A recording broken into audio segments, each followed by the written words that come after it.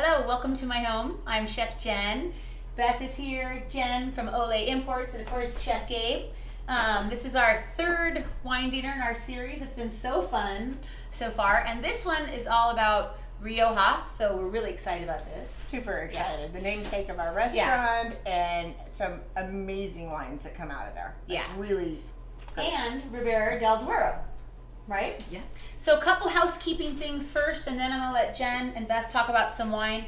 If you haven't done one of these with us before, we have everything color-coded by dots. So if you have your bag unpacked, get all the containers with the same color dots together and in order of the wine, of the item. We recommend that you watch this video and then you come back and do the dinner after you've watched it one time, but you can do it any way you like. You can hit pause and do things however you like. Turn your oven on to 450. Also, you're gonna need to get the pot out. I like to have, a pot on with some water for our pasta and a few saute pans out, a couple sheet trays. There are a few things in the bag. We like to temper most everything. So basically unpack everything for the dinner. The meats that we've already pre-sous vide for you, they'll cook much better if you let everything temper. What does that mean? Well, when you temper something, so For those it brings watching it to from room home. temperature. Oh, so you let it kind of come to room So temperature. especially meat, the blood really stays tight inside the protein, and if you let it just relax, it'll cook much more even. Have you ever cooked a piece of meat where it's dark brown on the outside and it's red in the middle versus beautiful pink all the way through? That's because it was never tempered. And the blood doesn't have a chance to settle. So like 30 Yeah. minutes? Thank you. That's good advice. I'd say at least an hour. At least an hour. Okay, yeah. cool. So, And there's no danger just like letting meat sit out on the counter. you It should- feels no danger. feels wrong. Yeah, no. You got 4 Okay. hours. You got Yeah, 4 hours. even the health before you're department. danger Yeah, zone. even the health department in Colorado says you have 4 hours. Yeah. Good to know. So I'm gonna let Jen talk about the region and stuff like that, and Beth, and of course talk about our first wine when we get there, and let her go. Well, thank you. Yes. So we're on number 3 of our tour of Spain wine dinner series. And our third stop is Rioja and Ribera. So we sort of looked at the map, and of course our first series was sort of northwestern Spain, and then last dinner we did Barcelona and the Mediterranean, and so now we've come back sort of to the middle of the country, but above Madrid, so we're still northwest. And Rioja and Ribera del Duero are 2 very well-known regions across the world, very different expressions of the same dominant grape, which is Tempranillo. So it's a lot of fun to see these 2 regions side by side, slightly different climates, and we'll talk about all of that as we get into the wines, but I'm excited to see how the food goes with them. The food? There's nothing good happening here. Okay, first course. So, Jen, I'm sorry. This grape again. This is Grenache Blanc, right? It's Viura. Viura. I'm sorry. I apologize. Yeah, we did a lot of Grenache Blanc with the Mediterranean coast. Yes. But in Rioja and a little bit in Ribera as well, there's Viura. It's an indigenous grape to Spain, grows really well in the central area. Yeah, and I don't see other countries haven't started growing it, have they? Not really. I'm sure that there are some experimental plantings around California and other, mostly our Pacific coast. There are many winemakers who love trying out Spanish varieties in those climates, Yeah. but not other countries really. So I really love this wine, and kind of an interesting pairing. We have a beautiful roasted pear, and the pears are from Ella Farms, a local farm here in Colorado. And I've roasted them for you, and brown butter roasted them. So we kind of baste them with brown butter as we roast them. So I want you, first thing to do is to put the pear in the oven. And also, because the second course item, the saffron rice cake, takes some time, I want you to put the saffron rice cake in the oven now too. So you're really gonna get that really hot, and it'll stay super hot. So kind of a little 2-part thing here. And that's if you wanna make So that's a yellow lid. Yes, a yellow lid item.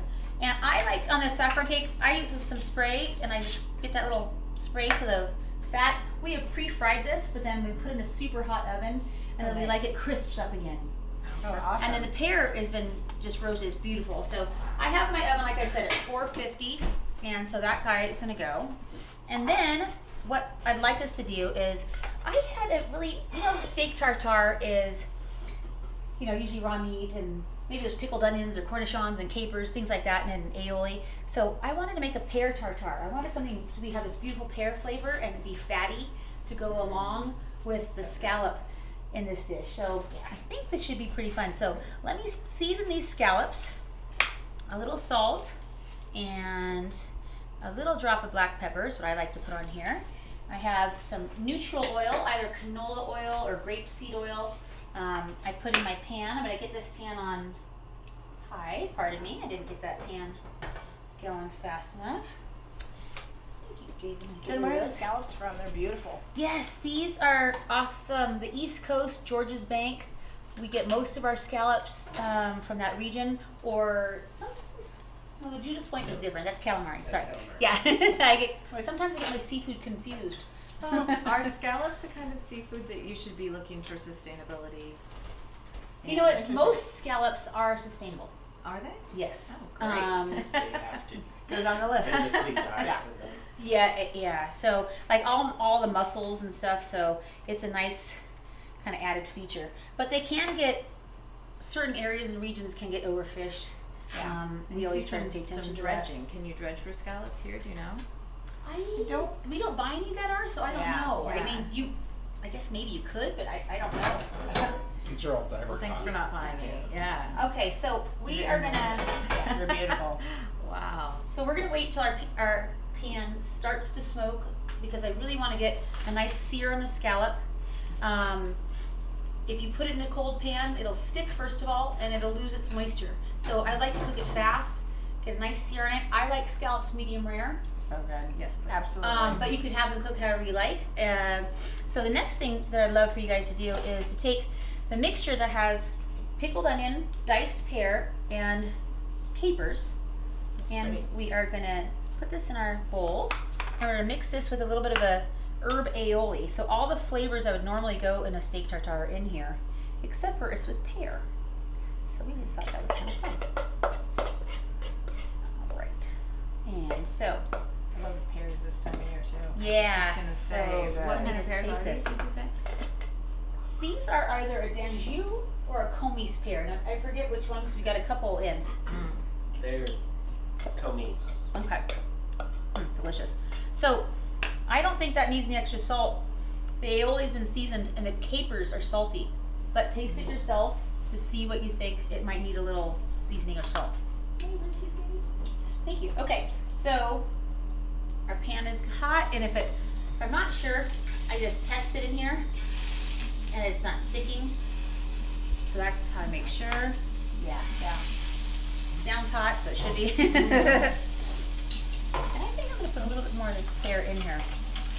What kind of oil have you got in the pan? I have a little neutral oil, sometimes canola oil or grapeseed. Today it's grapeseed, but either of those work good. Chester loves You would like scallops. to be the Yeah. tester. His favorite are scallops. Yeah. The other container has a nice little tarragon, chervil, parsley, herb salad. And so that is gonna, I thought the herbaceous quality was super important in this dish. Love that. Yeah. So we're gonna do that. I think when we tasted the wines, we all thought that Yeah. just a little Some note herbal on it. notes. Yeah. So let's Let me taste, see. yeah, so why Let's don't you guys see. taste the wine, talk about the wine while I'm cooking the scallops, and let's talk more about that. Okay. So 100% Viura here, and as you mentioned before, it's not really a grape that you see in a lot of other places. So if you're not so familiar with Spanish wine, or if maybe you spend a little more time paying attention to the reds, this might be new for you. I hope you enjoy it.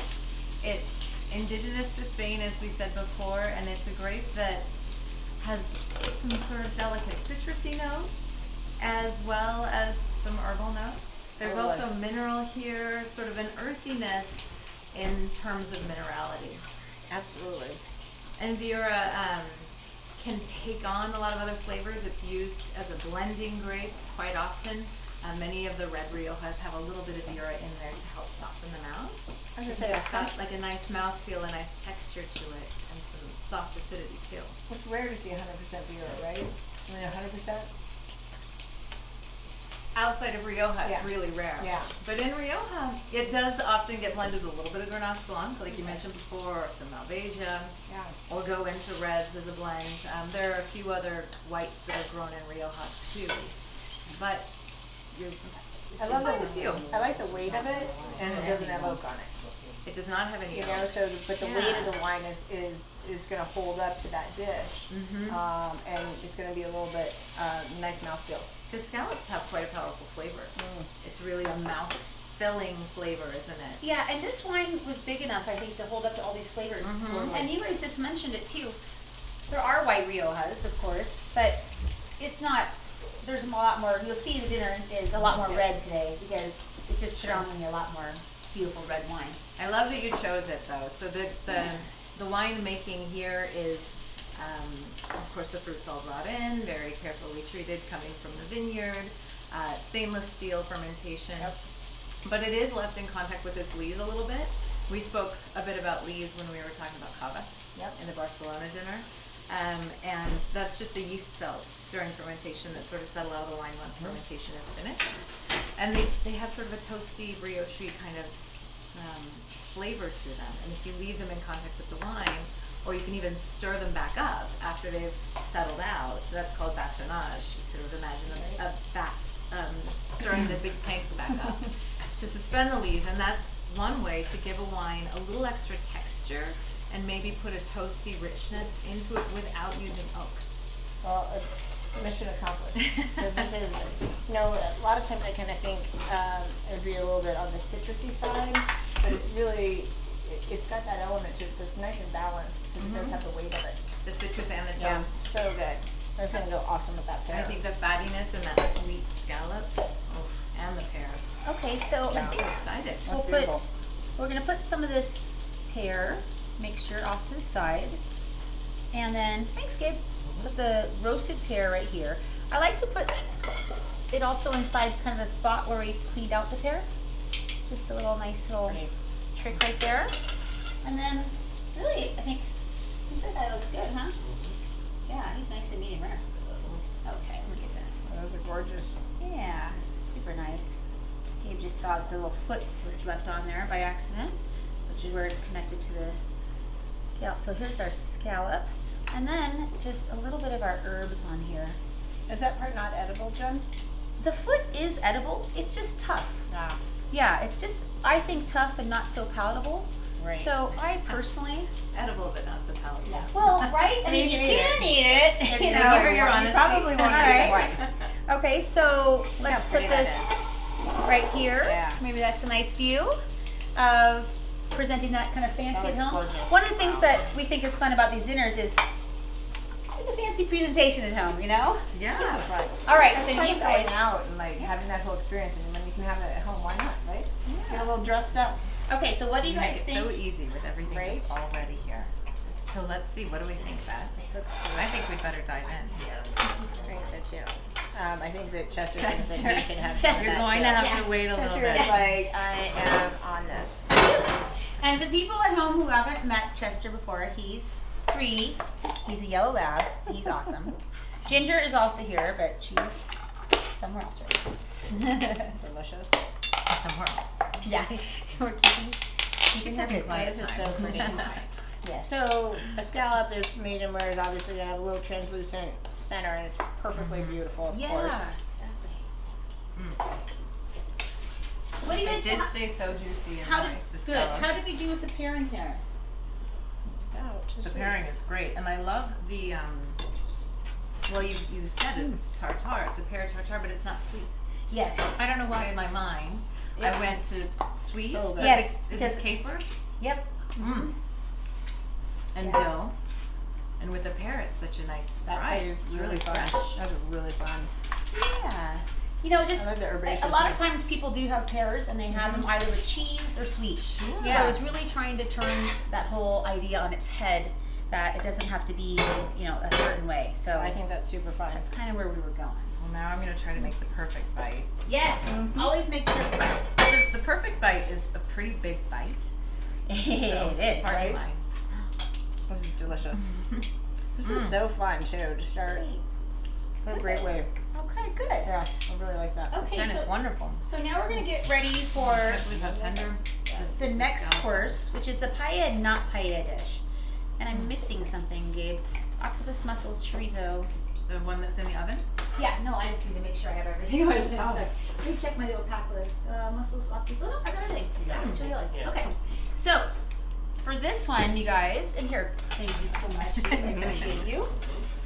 We have, the rice cake is already in the oven. Now, of course, if you did this at home, you would have taken it out after 10 minutes and you could just pop it back in. So, we have the chorizo already sliced up, and this is Bilbao chorizo from the Bilbao, which is a city right near San Sebastian. In northern Spain, Yeah. right on the coast. We have cooked the octopus for you. We have pressure cooked it and cooked tentacles for you. The mussels are from Bangs Island, and they've been cooked with a little red pepper and garlic and onion, a little white wine, lots of love. So this will be really simple to put together and very fancy. So I'm loving how fancy this is going to be.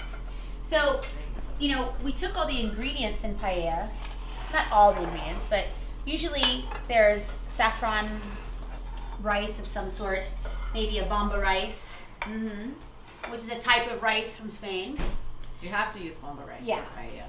And so when you cook paella, traditionally you should get what's called a socrat, which is crunchiness on the bottom. So what we've done is take like a rice crust on the top of this saffron croquette or saffron rice cake, whatever you want to call that. And that's what we've done. So it's going to be super crunchy with the rice from that. So that guy is nice and hot. I took it out of the oven. To pick this up, it's going to be really fast. So because all the seafood is already cooked for you. So is that me or anybody?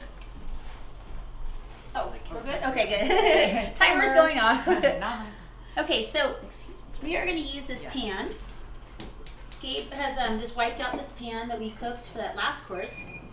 And again, everything here has been cooked, so you just want to go fast with this. So right before you're ready to go, we're going to cook off our octopus, our chorizo, and I have a little extra octopus in here, so I'll just cook up a little bit. And our chorizo. All right. So a little bit of neutral oil in your pan once again. And I'm going to start with the chorizo. There we go. And you don't need a lot of oil because, again, we're just going to warm everything. I have a few extra pieces in here that probably won't fit because I'm going to eat them. So chorizo, nice and warm. The octopus itself. We'll just get that tentacle nice and warm again. And then when this is hot, I'll turn off the pan and I'll put the mussels in too. But mussels are so delicate and we've just pre-steamed them open for you. You don't need a lot of heat to cook these mussels. If you overcook them, they get tough. So I really want to just warn you on that. So they're pre-steamed. They're actually Yes. already cooked. You're Yes. just warming them up. So now the fun part to make this look really pretty is we're going to take the top off this croquette with a bread knife. I'm going to cut nice and slow with my bread knife. And I'm just going to take the top off this. When I do, I'm going to expose the beautiful center. That beautiful, bright yellow, gorgeous, steaming croquette center. Okay? Now, I like to put a little of my paprika aioli on the bottom of the plate. Oh, I need to cut this. Sorry, these little bottles. Sometimes you need to cut the bottle so they come out. There we go. This will keep it from slipping around, and also it tastes delicious. So I put some paprika aioli on here. Thanks, Gabe. And then I'll turn that off, Gabe. And I'll just put the mussels in. That's quick. Yeah, super quick. And then this guy too. Turn it off, put the mussels in. Okay, so now I'm gonna put Basque chili, piquillo peppers. Are the chili spicy? No, Basque chilies are briny and not spicy. They're delicious. They're some of my favorites. Super delicious, right? Okay, Gabe, thank you. So, really fun because this will be nice and easy to eat. You don't have to mess with the shells, you know? So the mussels Taking on all the here. work out of it. I I like it. know, that's what we have. That's why it's so fancy for at home, you know? This We'll is try to take fun. all the work out of it so people at home can have a fancy dinner without a lot of work. The octopus will go on here. That's awesome. And then chorizo. We have never served octopus at home. Me neither. Yes. That's something I always reserve for going out Try to for. cook that one. Yeah. Yeah, it is. Yeah. Octopus isn't something I would be cooking in my home. We have a pressure cooker here at the house, Max and I, and that's how we cook the octopus at work. And but we choose. It's like that's why you go to a restaurant. We need job security, people. So you need to keep us employed, okay? She Okay, makes it so look really easy, just chorizo. so you know. So it's not this easy at home. Even if you did it at home, it wouldn't be that easy. And She makes it very easy. a few things. Well, that's That's why it's such a treat. You've my taken so job. much time to prepare it and put everything together. Yes. Almost finished cooking it, Yep. but just enough to let Just enough. people at home have the satisfaction of doing it themselves. Right. Exactly. Under expert Tutelage. supervision. Tutelage, yeah. A little fresh parsley. fresh parsley Nice. and a little bit more of that piquillo. Of course, we need to clean this plate. Gosh, you can't have a dirty plate. Okay, so a little bit of paella, not paella, on there. I love the Hopefully that paella. looks good. And you get the crunchy rice sauerkraut, you get the chorizo, mussels, octopus, chilies, paprika aioli. And if you guys want a little squirt bottle, kind of fun, you can just maybe put a couple extra dots on here. This is what we like to do in the kitchen. We get fancy because I like a little extra aioli. Who doesn't? I know. So I'll Right, bless you, Jen. delicious. Bless you. So I will put a few extra dots on there, just kind of to be extra fancy. All right. All right. Now let's see Never what you guys complaining. think. How this goes with the yeah. Yes, Cortillo. Cortillo. So we have the brother and sister here. We have the red and the white. I should say a few words about the people who make this. We have a wonderful family, Monchi and his wife Raquel, and their sons Oscar and Arturo, and they're in Rioja, and they are careful tenders of the land and love working the vineyards and have always chosen vineyard sites that aren't easy to mechanize on the valley floor, like where most of the agriculture happens, of course, but have always been drawn to sort of hillside and ridgeline vineyard spots, typically up amongst the orchards, fruit trees up high. Yeah. And these days, with temperatures getting hotter in the valley floor, they're thrilled to have beautiful, mature, sustainably farmed vineyards up high. So you keep some nice balance, and they're working towards organic agriculture, and it's just a beautiful story. Cortijo means shack or cottage, and there's a little tongue-in-cheek here. There's a picture of a castle on the front label, and the idea is that if you do the right work in the vineyard, pick when the fruit is perfect, not just when it's got the most sugar to sell to the negociants, but pick when the fruit is just right and do the right work in the vineyard, then your cottage wines, your peasant shack wines, should stand up right next to the castles. And Rioja's full of many, many castles and big names. So these are just little guys giving it a go, and we started importing their wines almost 20 years ago now. So it's just been a thrill to watch their family grow, and anyhow, so. Yeah, A and humble it's wine fun with to such use a the beautiful white and the story. red. Yeah, and Yes, it's yes. fun to use the white and the red, so the same maker. So Well, we're gonna see a nice progression because in fact everything we do in Rioja is with Monchi and Raquel and Oscar and Arturo, and one of the founders of Olé Imports, Alberto Orte, who you guys met in Spain. We spoke about some of his wines in our last dinner. Elo was a wine that Oh, Alberto the does, Elo, does yeah. a sort of history project. yes. And he makes the Reserva and the Grand Reserva. He's the winemaker, and Monchi is the farmer. He's finally managed to Amazing. bring these old vineyards on. But I'm getting ahead of myself. So it's going to be fun to see several wines from the same team. Well, let's So- jump in Yes, there. taste the food. So Rioja and Tempranillo have kind of had a stigma of being like kind of these dry, dusty wines, and the progression over the last 10 years has changed quite a bit, in my opinion. This is a Sure. beautiful wine that doesn't necessarily need food.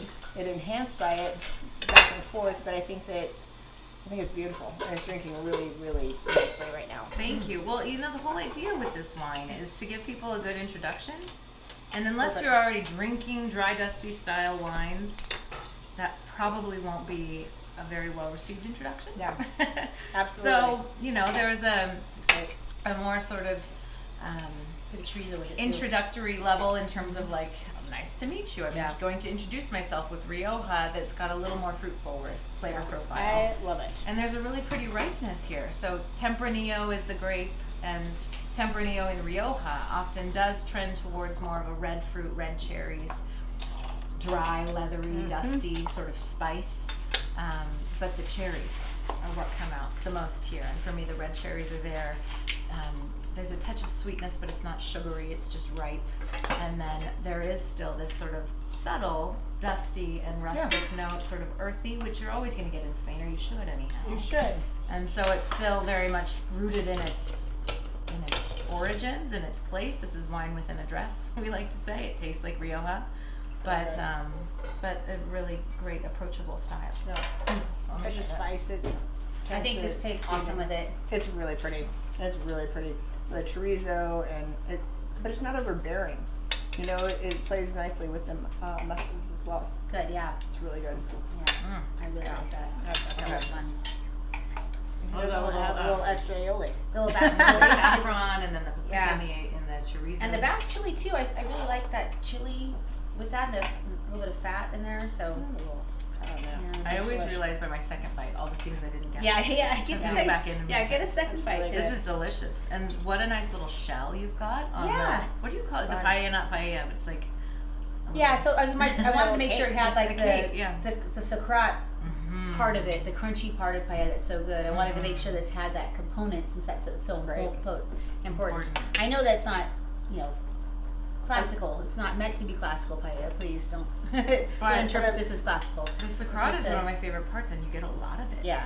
Per Yeah. proportion size for this, it's surrounded with sacrat. Yeah. Mm. Delicious.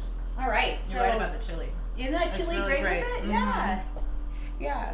All right. Wow. So while you guys have a couple more bites, maybe, and maybe you'll let David have some across the way there. I don't know if he deserves any. Nope. David and Matthew, better So get in there. the next course is I did. a ravioli.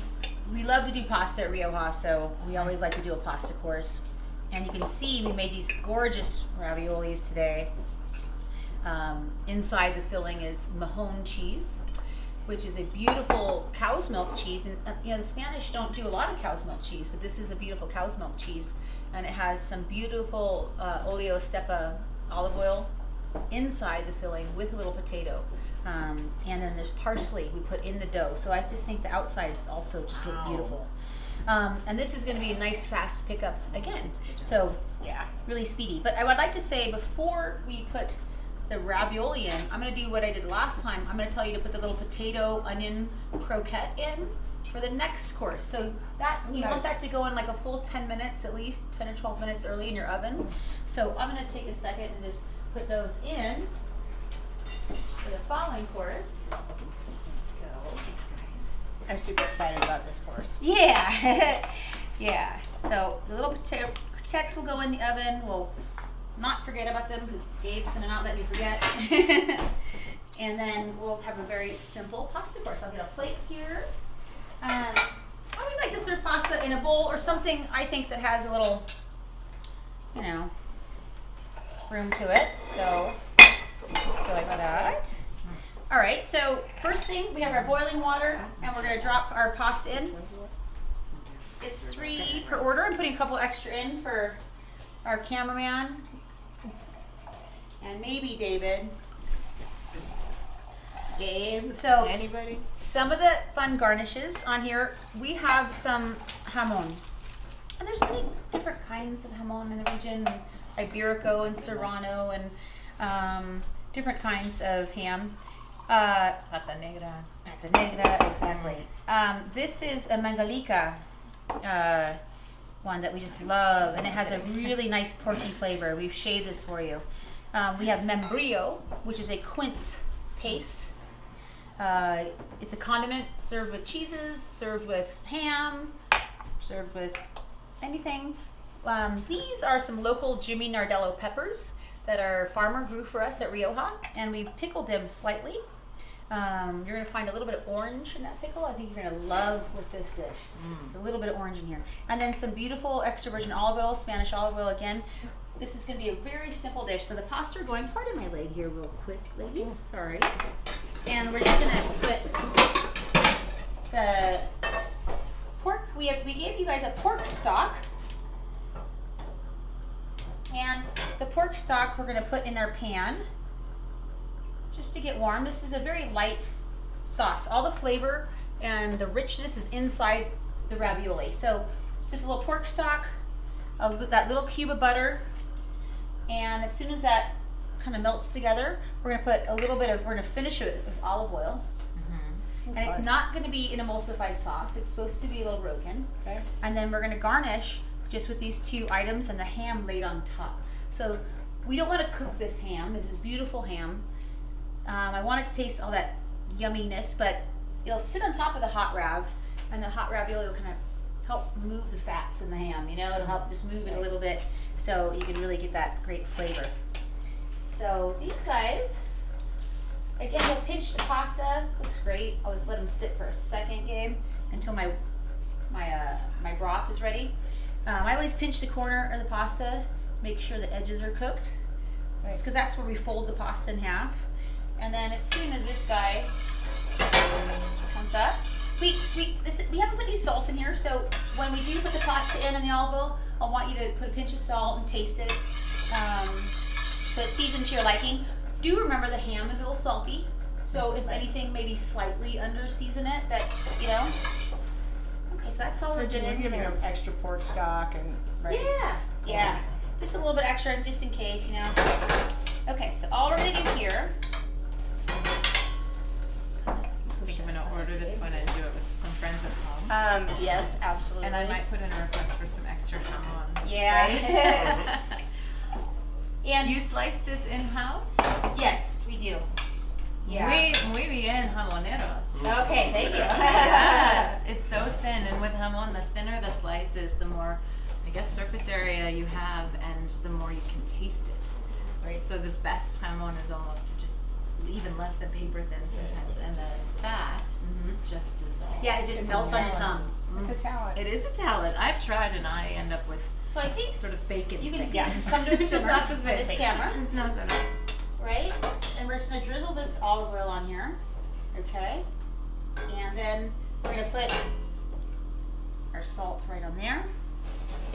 And that's it. That's the simplicity of this. But again, I think when you taste this, you're gonna taste that it's not simple in the long run. I definitely want my spoon for this. This is Yes. beautiful. Wow. And I'm gonna make sure, that's why we talked about a bowl or something with some space to it here. We're gonna make sure we put this on here. Get that broth in there. It's beautiful. And then, go. And then I like to, so the ham, I think it should be bite-sized so you're not fighting with it. So I'll just kind of put some slices of ham on here that I think are appropriate bite size. I like to make it so the guests in a restaurant don't have to fight with the food. I think that helps with enjoy each it. other, Or right. well, fighting with each other. So Also you can good. see it just melting onto the ravioli. Yes. So pretty. So that goes on there. This is my favorite course. But pasta is always my favorite course. Beth knows. So pretty. Beth knows me too You well. know, with that cheese and I Okay. just remembered the wines that we're having with us. And the Right? Jimmy Nardellos. I know.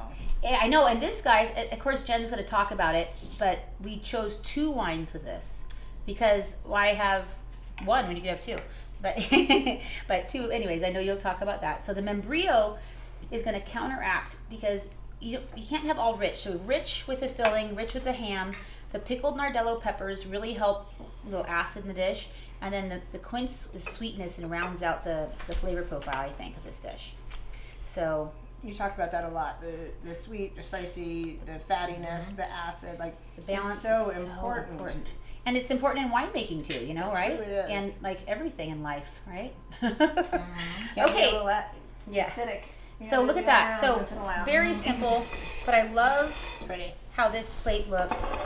And I just think, you know, keep it simple. I know it's not simple. We made it hard. You to made make it it simple at home. Yeah, for all the complexities, and we just plate them. Wow. Okay, so jump in there and you know, one of you talk about wine, one of you taste, and you can switch off. Go for it. Okay. I love that we're you doing taste 2. first. Well, You taste first, and I'll talk about the wine. Yeah. Because otherwise, I have this really tempting bite just sort of hovering in the air. It was really hard. I've never lasted that long with paella on my plate Right? before. Oh my gosh. So the wines that for this course, as we mentioned before, we're doing sort of continuation of the beautiful project that we have in Rioja with Monchi and Raquel and Alberto Orte. So these are really just how do I say, a time capsule. Alberto and Monchi spent many, many nights over empty bottles of wine and burned down candles talking.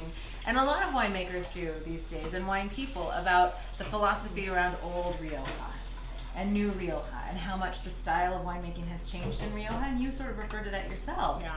In the beginning with the more fruit-forward stuff that you see coming out of the region now.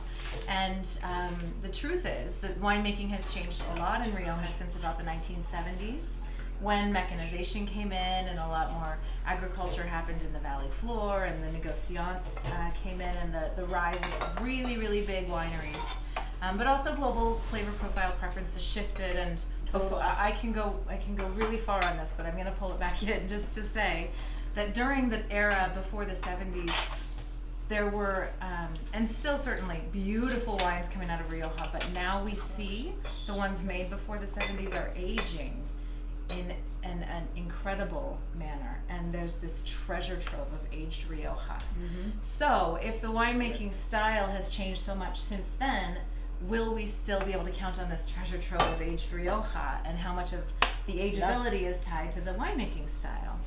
And it's a hard question to answer because nobody's really making wine in that way anymore. So this is the impetus of this project, which is to return to some of the oldest vineyards in some of the highest altitude sites way up in the mountains that were farmed commonly back then, using fruit sources that were common back then, and paying homage to winemaking methods that were common back then, and to try and sort of recreate this treasure trove of age-worthy Riojas.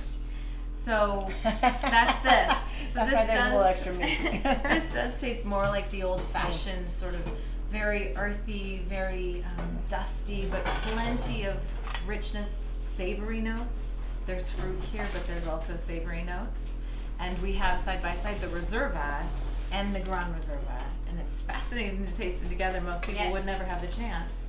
Most shops or restaurants will choose one or the other, right? So what a treat to have them side by side. So old vines of Garnacha with Tempranillo and Graciano. The blends are a little bit different. The Gran Reserva is very, very careful fruit selection, longer aging, smaller barrels, all of the little nuances that make big differences in winemaking. But they're the same age. They're both from 2010. So 10-year-old wines now. I love that. So I think you have the same vintage year, so you can really see the difference. Yeah. Yep. Same vineyard, same winemaker, same vintage, same climate, everything. But still different wines. There are certainly similarities, but you can tell them apart too. So they'll each pick up different things in the food. So jump in. I love tasting wine like this. Buying wine, we get this opportunity, and to share this with our guests is super special. Normally, I only get to taste these side by side with people like you, trying to sell it to you. Super fun, exactly. And we're not going to bring both in. Well, you might. Well, maybe. If we're looking for a Gran Reserva, we're looking for a Gran Reserva. Right. Like, these are both so beautiful, and there is a difference. It's not huge. There's the subtlety of it, but the fact that they're essentially both the same wines.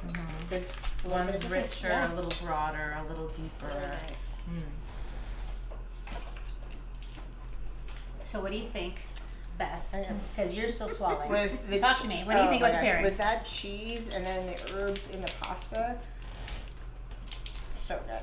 So good. And I like the fact the quince isn't overbearing. It's just a little bit of sweetness. It's like just enough. Tiny, we That diced little it bit, tiny, right? So you don't get too much at once, you know? And I really, really love that. And the broth I could just kind of bathe in. It's delicious. Do you have a preference It's of so the good. Reserva or Gran Reserva with it? I'm just You know, curious. it's interesting. Or do you just like them both of it? Can it be both? Can it be both answers? Yeah, both are very compatible with it. Both all play nice. All Okay, play so nice I'll together. say that I think I like the Reserva better with it. Just my choice. The Reserva has a little more tension and a little more of that. When I taste it after the food, the cherry sort of goes a little more focused in the middle of my palate, which I really like with the spice in the peppers and a little bit of saltiness with the jamon. That being said, the Reserva I would not ever send back. You know Or the what? Gran Reserva I wouldn't I send back. actually have to agree with you. This is a little bit It's just a little bit softer. Should I disagree for the hell of it? Sure. No, I don't. Just the, I don't. the delicateness of the pasta. Let's really geek out, shall Yeah. we? Yeah. No. Okay. Yeah, awesome. And Yeah. the texture on the pasta, I just have to say bravo. I love your pasta, always. It's what we love to do. It's David so wants good. some. Ah. Since he dropped He's sharing I with know the Chester dog. wants some. I know Don't that. give him any more. So hopefully you guys had fun tasting the Reserve and Grand Reserve side by side with, of I, course. I will say, if you watch this first and then go back and do the meal as you've been advised, I will add these will benefit from air. Oh yeah, open them. So I would say open them. I wish I'd opened them 2 hours ago. Right. Truly, they Right. love to decant. Yeah. Kind of like tempering our food. know, We yeah. want to temper our wine and let it sort of shake out the wrinkles. So Mhm. I'm tasting them both now, and I'm just thinking to myself, wow, I know how much these are just going to open up and become even more Absolutely. lush and rich. It's all there, but it's still packed a little tight. And it's fun with for a people little at air. home too. Mhm. Like if you're at home, open the bottles up, Mhm. take a sip, Yeah. and then in an hour, 100%. take a sip again. Like that's fun. Like, You have to open wow. a decoy bottle so Yeah. that you don't drink the Yeah.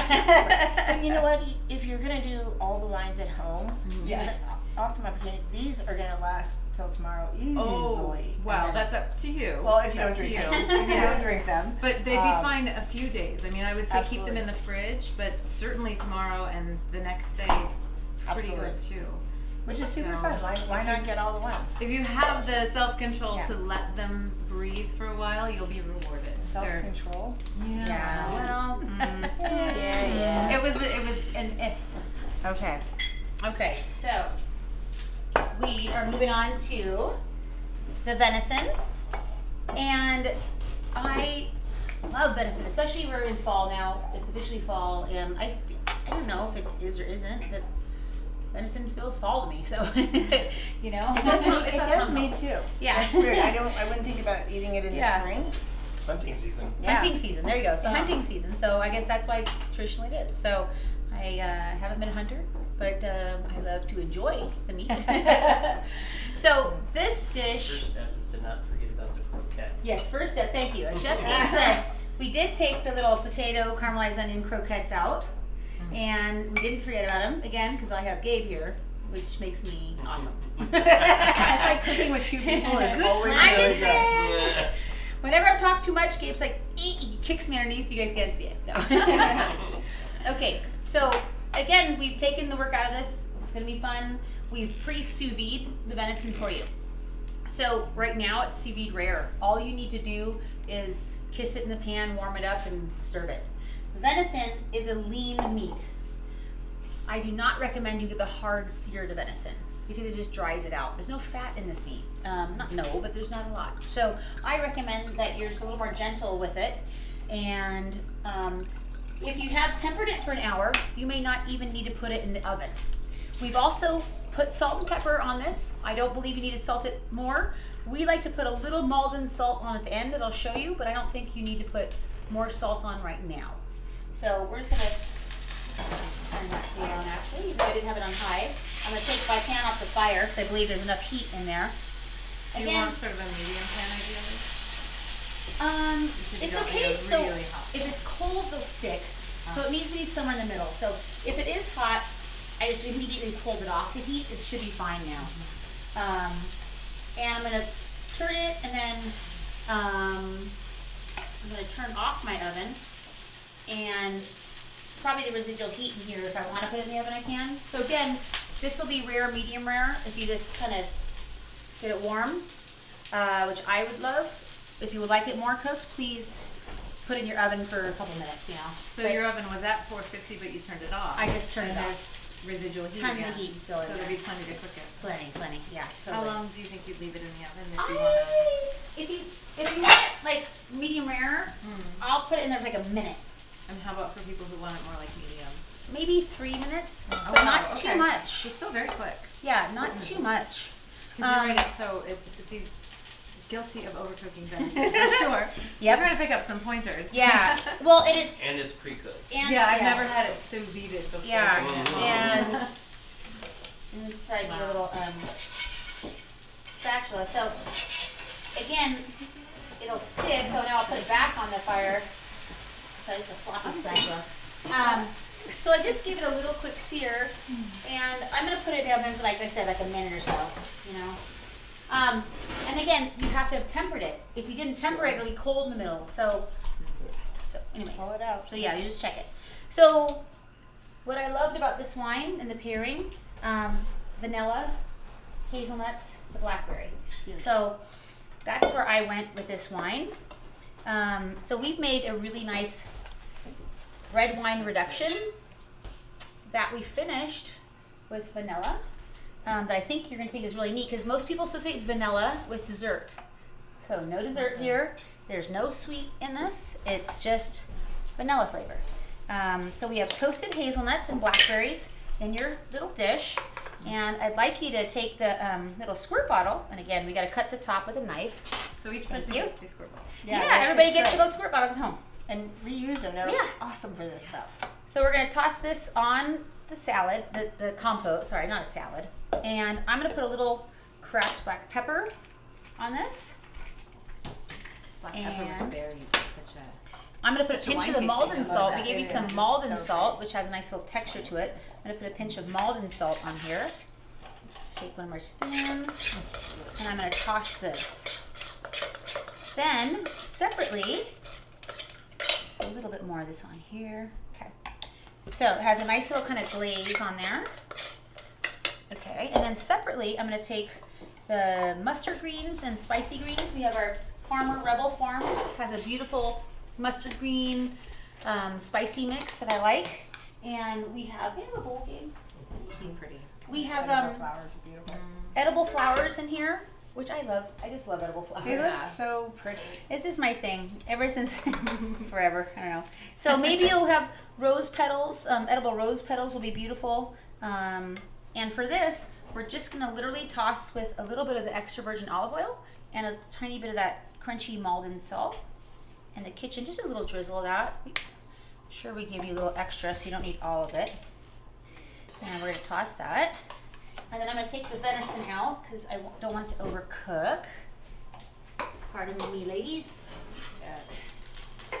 That's good. I think this is gonna be good. At work, we have like a cake tester, a little tiny pinprick that you can put in the meat, and then put it to the bottom of your lip. Really? You know, well, right What are here you is your looking for? nature's temperature guide is right here. So, have you ever seen pastry chefs with chocolate during? That's your. It's a. They're not dribbling. I just Yeah. assumed they're, like, taking. So if taste. your body is 98.6, even though now with COVID, mine is always 97.4. But anyways, then you know that if it's hotter than that, it's, you know, pretty warm. So you're looking for that to be warm. So this is still actually a little chilly, so I'm gonna put that back in. Oh, nice. Okay. So if you don't have a thermometer, that's a great sneaky trick. You If just you put do, it here, and if it feels warm, then yep, if you just want it to feel warm. just Oh, warm. interesting. Yeah. I Now we didn't know don't do that at the restaurants because that's not sanitary, but that's a trick for home. Okay, just want to let you know it's a trick for home. You Right. can touch your face and then touch Yeah, people's no, we plates. don't do that. Thank you. Please don't start a riot. Okay, that doesn't happen. These tweezers seem so handy. They are super handy. The Japanese, you know, they use chopsticks. That's where tweezers came from watching the Japanese use chopsticks because we can't figure out how to do chopsticks. No, we can, but these stay together, you know. Much easier. Okay, so I will get the venison out. It just needed a second. I think you guys are good with it because you guys both. Beth likes rare, right, Becky? I do, especially in Yeah. venison, just because it's so lean. Okay, it is So I've always touched it, but it's hard because different meat cuts, right? yeah. So I love Different that textures, little, different yeah, sort I of love that firmness. little. So you can slice this. Chester. Chester's right here. Chester's ready.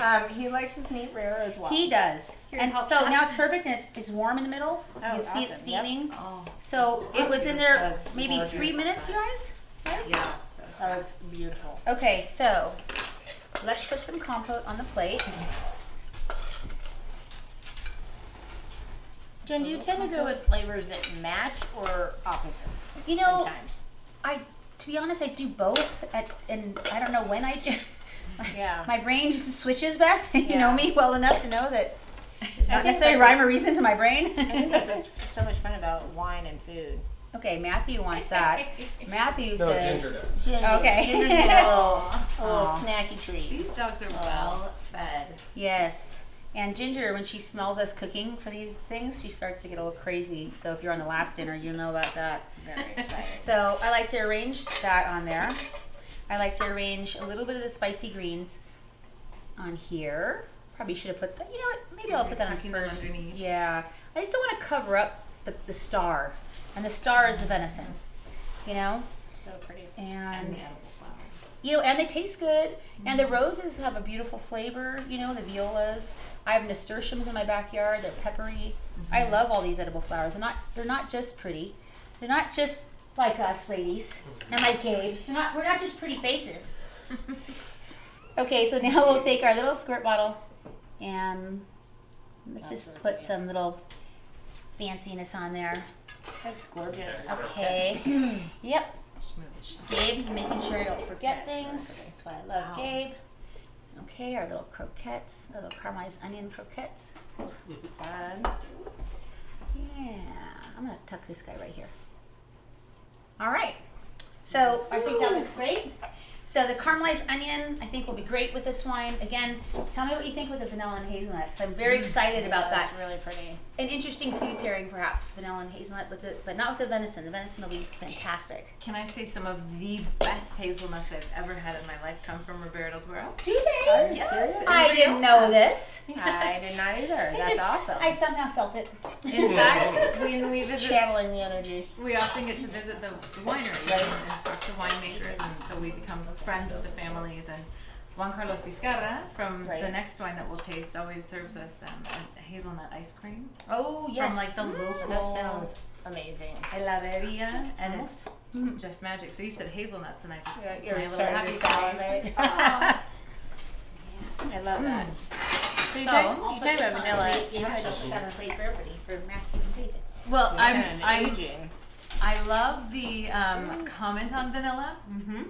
However, I have to say that vanilla often comes from oak, Right? and this wine is unoaked. I know Which I that, think and is that so was what I thought was cool. fun with it. So tell me what you think. So I think it's going to be perfect because you're actually receiving something that often comes as a flavor with a big red wine.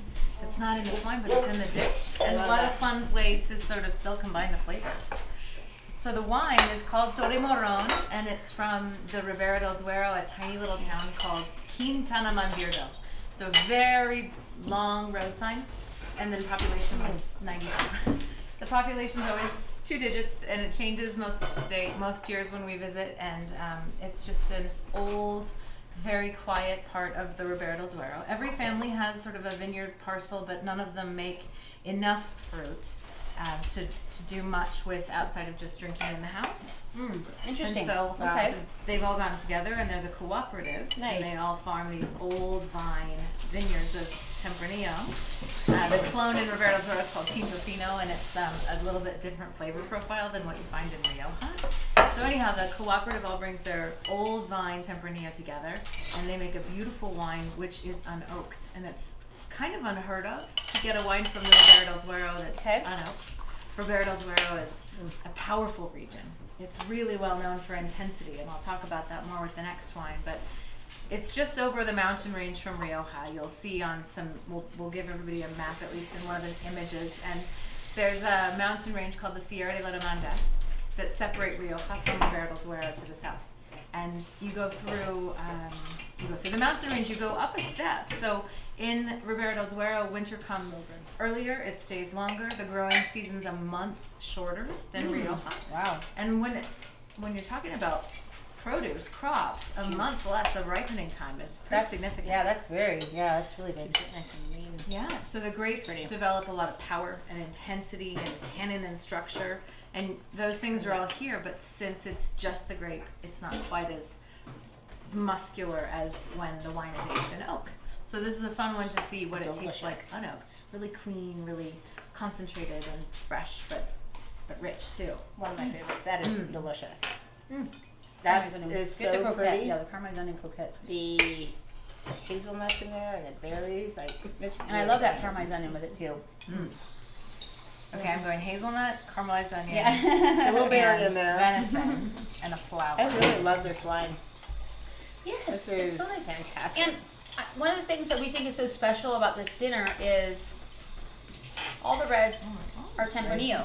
So good. You know, all the, oh, did I miss one? Thank you. They should. The Reserva and the Grand Reserva have more Garnacha. Okay. I didn't even think that I was talking about a lot of other things. There's Oh. so much I want to tell you all about. There's not enough time I know. in our. But it's just interesting to see, you know, that grape and things done, you know. It's so different from, you know, one plot of land next door to his neighbor could be so dramatically different. And that's what I just love about wine is that, you know, Beth and I are neighbors, but I grow wine one way and she grows wine another way. Doesn't mean that they're not both beautiful. They can be extremely different. And how cool to come People in this together. world. Just like people. Just like and that. all delicious. And how There's cool room to for come everyone. Yes. together, you know? Yes. On I this, really as a group, I mean, that's 93 people or whatever. Sometimes, yeah, it changes every year. But it's a beautiful co-op. It's a great town. This is one of the first 3 wines that we imported back in 1999 when we were founded. This is This is fantastic. Alberto Orte was going around. Okay. He's in charge of finding the farmers who we represent. He also makes beautiful wines. And he was going around talking to people, making friends, introducing himself. I'm going to start importing wine to the U.S. He's this young guy, and he knew some people, but he was getting to know more and more. And someone said, "Oh, there's a really great group in Quintana Monvirgo making an unoaked Tempranillo if you're looking for Ribera del Duero." So he went and knocked on the door and said, "Can I taste your wine?" How cool is that? 21 years later, we're about to celebrate our 21st anniversary, and here we are still. It's just such a favorite wine. So You know, the other thing that I love about this whole series is, I'm sorry, but your wines are special. Olé's wines are special. You can't just go out to wherever and get these wines, you guys. Like, these are special wines that you're getting at home, sometimes highly allocated. On that last dinner, the Pignol one was, you know, highly allocated. Wait for the next dinner. And we're doing a sherry, so we're doing a sherry dinner. That's super we're fun. gonna have to Really figure out how special. to make the Right. wine stretch. Yeah. But I think hopefully you can taste that not just the food is special, but the wines are special. And then the whole thing together is hopefully going to make a great evening at home to have something really, really cool. Thank you for This, saying this so. truly is special. Yeah. Yeah. Well, you know, there's a reason. Have a little bite. There's a reason I like to sell these wines Yes. instead of Yeah, other they're- wines. I especially like the caramelized onion with the wine. Especially like the You caramelized- especially liked it, and that's why I tasted it first, and I completely agree. It's wonderful. I'm a sucker for breaded, caramelized, fried onion, baked. Oh, it's just magic. That venison is so pretty. And isn't it so tender, you guys? It's Like, so it's so beautiful. tender and it's just perfectly cooked. Oh. It's juicy. Really, when you get venison cooked right, It's you amazing. just love it. Sometimes people are like, no, I don't like it. You know, it's because it's been overcooked and dried out and all these things. The way I and- make it. I sometimes forget That's how my much I secret love it. recipe. My Beth said, "Do you make venison often?" I said, "No," because it always ends up overcooked and dried out. It's beautiful. Okay, I'm stealing this from you because So good. pretty sure. That was Yes. so nice. Yeah. Okay, so for our final course, the Viscara. Am I saying that right? Okay. The Viscara. When I tasted this with our pastry chef Eric, who's been with us for a million years, we really thought, and again, I know pears just came into season, but you know, so we wanted to do this red wine poached pear with chocolate and almond, and then we have also chocolate dipped figs. So we just thought, like, wait a minute, do we want to do a fig dessert with chocolate, or do we want to do a pear dessert with chocolate? It's like, oh, let's just do both. I don't know, you know. So Correct answer. So Should we do the Reserva or the yeah, Grand do Reserva? both. yeah. So that's Because how we can. There's that's a how Beth theme. and I roll. Because we can. If we right? give you more, Thank we're gonna you. give you more. Okay. Great. And I love starting with this and ending with the pear. Yeah. That's super fun. Like So- versatility. So Eric made a red wine gelée Wow. That's on beautiful. here, and I'm gonna use one of my grandmother's really fun old-fashioned plates, which I love. Okay. So I put this little red wine gelée on there. And there's a hole in the center, and in that hole in the center, I'm gonna put the chocolate sauce that he makes. And it's gonna, you know, kind of go away. You almost don't see it. See how it like almost matches, but when you eat it, you're like, what is that? So sometimes the restaurant. Now the pear has been poached and then filled with a beautiful chocolate ganache. Wow. I'm gonna slice the bottom a teensy bit so it sits flat. I don't want it to fall over. you know, I want it to kind of present well. So I'm going to put them on here. Maybe just right here. Maybe right here. And then we have a fig. And this is a black mission fig dipped in chocolate ever so perfectly by Chef Eric. And then Marcona almonds, which they're just Marcona almonds with a little salt and roasted. You know, there's nothing. Why mess with something that's already perfect? I mean, but really, why mess with something that's already perfect? And then Eric made a really nice almond tuile. And so you can put on your whole, but I just think that's a little big. So I like to maybe just crunch them up and maybe just stand it on this plate randomly. So just a little randomness on here. And so, again, hopefully you see a nice view of that. It's simple to plate. We did all the hard work for it. And by we, I mean Eric, my chef. Eric Dale. Good job. So who does all the hard work is Gabe. Anyway, so let's see how this goes with the Viscara. And is this a Tempranillo? Viscara's a Tempranillo, yes. Okay. Three of the 6 are Tempranillos, and then the 2, Okay. the Reserve and the Grand That's Reserve have Tempranillo, but they're more Perfect. Grenache, which is not what you would have expected. Exactly. So Not at all. caught you by surprise there. But let's. I know. I love it. Wow, this looks fun. Mm-hmm. Yeah. So I'm gonna do the same thing where you figure out how to Awesome. get into this, and I'm going and to just slice it. Just pick this up and take a Yeah. bite. just Beth, just cut down exactly. See, it's tender. Oh, Look how wow. pretty Filled that with is. chocolate. Yeah, it's tender and beautiful. Oh, and how to get a little bite should of be everything. nice and and then totally easy to destroy do this and- chocolate. Yeah, do it. just do it. just do it. And she So- says this chocolate is it's not any just. And Jen, plain I know chocolate. you like to sometimes take home dessert, so I may have brought an extra one for you and your husband. Thank you. I'm gonna have to hide it from my kids. That last one I took home the Cloud cake. yeah, oh gosh, that didn't last long. Yeah. So Viscara is another wonderful producer that we work with in the Ribera del Duero, and he is a garagiste style producer, which just means teeny tiny and kind of Garagista. self-taught. Literally, he started making wine in a garage, so Oh, that's where is that the what garagista? yes. Oh, That's that's what- oh, that's what awesome. it Yes, means. yes, Oh, really? garagiste, That's like cool. he's one who works in a garage. And he did, Oh. and then across the hill sort of built a winery, and every time we go to visit him, it's gotten a little bigger. So he's just sort of how awesome is expanding bit that? by bit. He's really, it's another of this small family type that we just love to work with. So his name is Juan Carlos Vizcarra, Oh. and he is right in Membrillo de Castrejón, which is one of the nicest zip codes in the Ribera del Duero, to say the least. Okay. And it's all estate-owned vineyards. He manages them organically, but not certified, just old-fashioned. Right. Always looking ahead. He's got 2 daughters, Mhm. Celia and Inez, and he's farming so that the vineyards are ready when they come online and start. He's hoping that they'll follow in his footsteps. And hope so. the oldest just started going to winemaking school in Oh, Madrid, nice. so enología Oh my god. is her degree. So we're all like just thrilled. So what else can I tell you? So everything's organic, very, very careful attention to detail. I spoke before a little bit about how powerful wines are known to be from the Ribera del Duero because of the intensity, the short growing season, really hot days, cold nights. Mhm. And the clone of Tempranillo here, they're different clones, kind of like with tomatoes. Yes. The clone here is called Tinto Fino, and it grows a berry that's about the size of the tip of your pinky with very thick skin. So always Wow. a lot of Yeah, tannin tannin. compared to Okay. not much juice. Right. I love that analogy of the tomato. Yeah. The Tempranillo, Tempranillo. yeah. The Tempranillo. Like I didn't really think of Romas or that. beefsteaks? Yeah, or, totally. Yeah, That's a great way. There's so many clones in wine of all species, and Uh-huh. people don't understand that different there's- grapes yeah. and then clones among them, and it's not at all confusing. And exactly, and sometimes you get a tomato with thick skin, but you know, Totally. and sometimes not. And this really, and that and really the other, and juicy, yeah. not so much flavor. And you can tell too by, so a tomato plant works really well for grape analogies across the board. Love that. In that, I can tell you Viscara does a very significant green harvest. About 30% of his fruit he goes Ah. out to the vineyard and he cuts it off and drops it to the ground.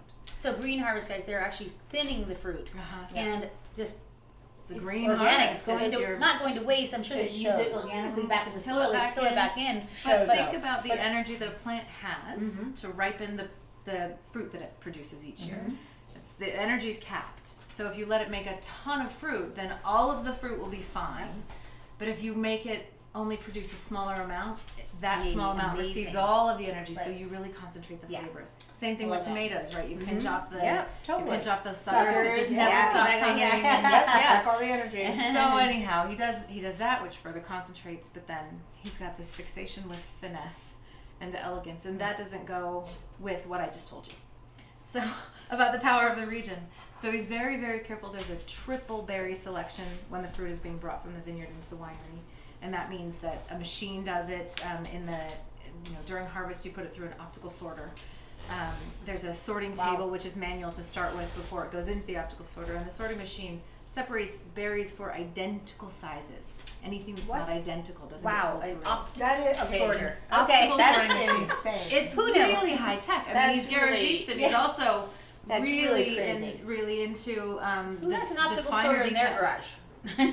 Juan Carlos Vizcarra. The garage is bigger these days. Okay. But then I love this, the third and final net to catch anything that's not perfect coming into the winery is the little old ladies. And they get anything that that the optical is- sorter yeah. missed. That is a serious job, though. I mean, really. And only They're not gonna humans mess can it do that. up. Only No, humans only can do that. humans can do it, Which and I I love. love that he returns to that. So everything in the winery is done by gravity. This is all to say that it's a powerful wine, but there's really a polished edge This to is the beautiful. tannins. Really beautiful. This may be the best pairing. This or the paella So- may be the best pairing. I love Let me see. red with dessert. Some reds with dessert. It goes great with the pear and the fig It does. And- the nuts. and the nuts, And obviously. I shall eat them all. Yeah. So I think that they're equally fantastic. Everything about this is delicious. And while these guys are eating, I just want to say thank you guys so much. We're not done yet, but I just want to say don't forget to follow us on Instagram or at Rioja Denver. We've been doing some fun events. We have more Olé. wine dinners coming up. Yeah, at the other restaurants, we've been doing paella parties and seafood boils and we have a lot so- going on. It's super fun Yeah. right now. So Well, you're get doing out. ramen right now. we are doing. Oh my God. we are doing ramen. I follow you on The Instagram. ramen Yeah. is delicious. This morning? Yeah. Wow. Yeah. As the weather It's turns so good. cold, Rioja now at lunchtime at the Flavor Dojo does ramen, and we have been selling ramen. It's amazing. We also want to let people know too about our patios are year round. We just We do got have some heaters coming, but Woohoo. bring your own blanket. So BYOB is not Yep. just for beer; it's bring your own blanket. A blanket and a puffy, and you'll be toasted I warm. know. Yeah. Well, and we got some heaters. Now, what do you think about this pairing, though? Fantastic.